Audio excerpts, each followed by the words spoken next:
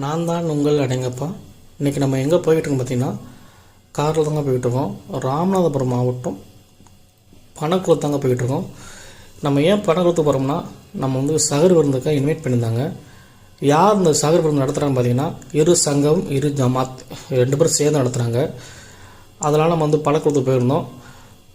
நம்ம காரில் போனால் காரை விட்டு இறங்கி நம்ம சகர் விருந்து இருக்கிற சாப்பாடு திட்டத்துக்கு போயிட்டோங்க. அதை பள்ளியில் தான் வச்சுருந்தாங்க.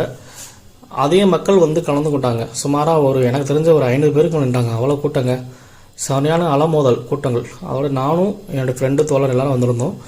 நாங்கள் ஒரு இடத்த பார்த்து உட்காந்தாச்சுங்க லைனில். அங்கே சகர் விருந்து என்ன வச்சுருந்தாங்க பார்த்தீங்கன்னா, ஒயிட் ரைஸு, மட்டன் கிரேவி, வாழைப்பழம், தால்ச்சா. அதாவது தால்ச்சா கிரேவி ரெண்டுமே அருமையாக இருந்துச்சு. தால்ச்சா நம்ம கீழகரில் எப்படி இருக்குமோ அந்த டேஸ்ட்டாக இருந்துச்சு.